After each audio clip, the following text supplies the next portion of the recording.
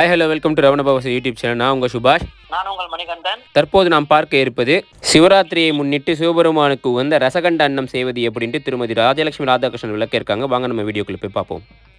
நமஸ்காரம், நான் தான் ராஜலக்ஷ்மி ராதாகிருஷ்ணன் பேசுகிறேன். சிவராத்திரியை முன்னிட்டு கல்கண்டு பொங்கல் எப்படி செய்யலாம்னு பார்க்கலாம் வாங்க. எங்காத்து விளக்கப்படி விளக்கேற்றிக்கலாம் வாங்க.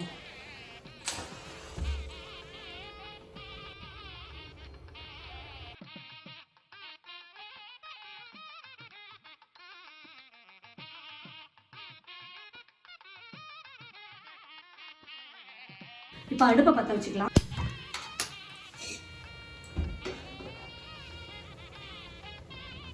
இதுக்கு ஒரு பாத்திரம் பச்சரிசி எடுத்துருக்கேன். பாதி பாத்திரம் பாசிப்பயிறு எடுத்து ஊற வச்சுருக்கேன். இது பச்சரிசி, இது பாசிப்பயிறு ஊற வச்சுருக்கேன். இப்போ இதை ரெண்டையும் அலம்பி இந்த பாத்திரத்தில் ஜலம் விட்டு போடணும். ஜலம் எவ்வளோ வேணும்னா இதுக்கு ஒன்று, இதுக்கு அரை எடுத்தோம் இல்லையா, இதுக்கு வந்து ரெண்டு பாத்திரம் ஜலம் வேணும்.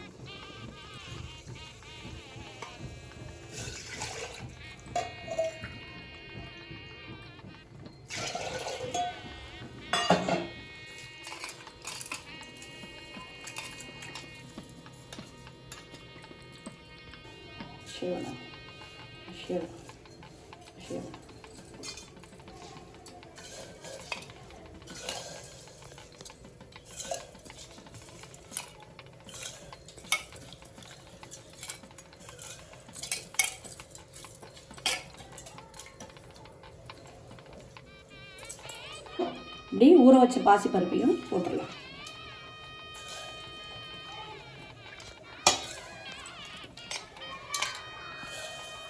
இப்போ அது ரெண்டையும் ஒன்றா சேர்த்து கிண்டி விட்டுக்கலாம்.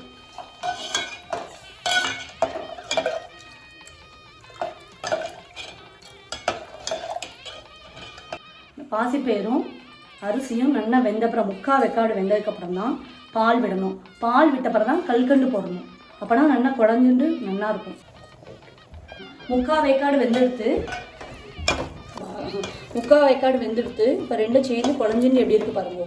இந்த டயத்தில் பால் விடலாம். இப்போ பால் சேர்த்துக்கலாம். இந்த டம்ளருக்கு 1.5 டம்ளர் விடுங்க.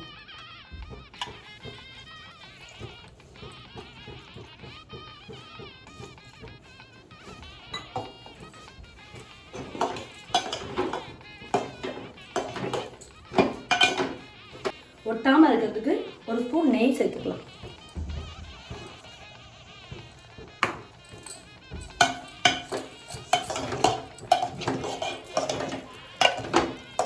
இதுக்கு 1 கப்பு அரிசி எடுத்தோம், பாதி கப்புக்கு பாசிப்பயிறு எடுத்தோம் இல்லையா, இதுக்கு 1.5 கப்பு கல்கண்டு போடணும். கரெக்டாக இருக்கும் மெஷர்மெண்ட். வாங்க போட்டுக்கலாம்.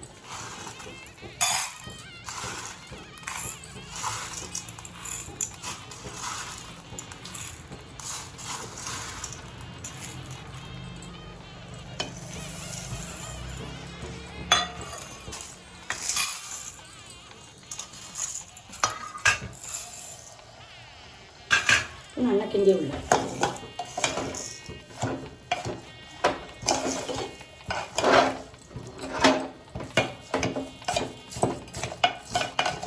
இந்த ஏலக்காய் பொடியை சேர்த்துக்கலாம்.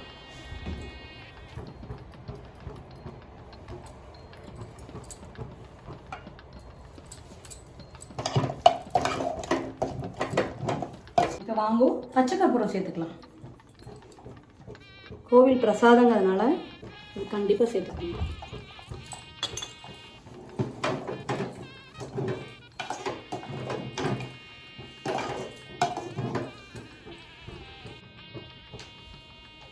இப்போ ரெண்டும் நல்லா வெந்தெடுத்து இப்போ நெய்யில் முந்திரி பருப்பு பொரிச்சு கொட்டிடலாம். முந்திரி பருப்பு பொரிச்சு கொட்டிடலாம்.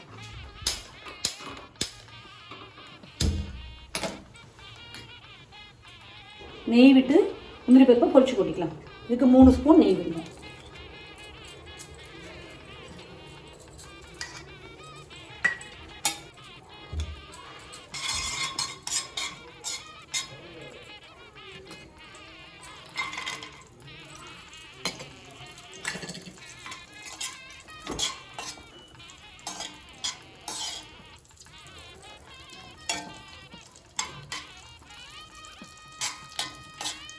இந்த நெய்யை இப்போது கல்கண்டு பொங்கலோட சேர்த்துக்கலாம்.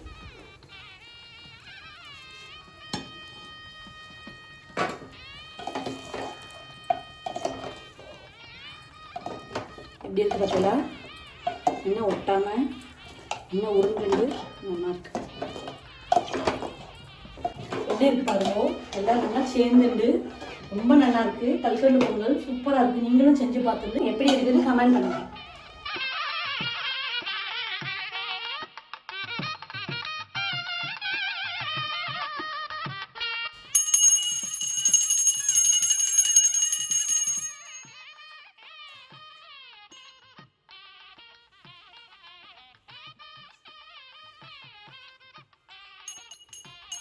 சிவராத்திரி அன்னைக்கு கல்கண்டு பொங்கல் பண்ணுறது ரொம்ப விசேஷம். இதே மாதிரி நீங்களும் உங்கள் ஆத்தில் சிவராத்திரி அன்னைக்கு கல்கண்டு பொங்கல் நைவேத்தியம் பண்ணி எல்லாம் அல்ல நெல்லையப்பர் காந்திமதி அம்மாவோட அருளை பெறணும். ஓகேங்க, நம்ம ஃபைனலாக வீடியோட எண்டுக்கு வந்துட்டோம். இந்த வீடியோ உங்களுக்கு பிடிச்சிருந்தது அப்படின்னா லைக், கமெண்ட், ஷேர் பண்ணுங்கள். மறக்காமல் நம்ம சேனலை சப்ஸ்கிரைப் பண்ணுங்கள்.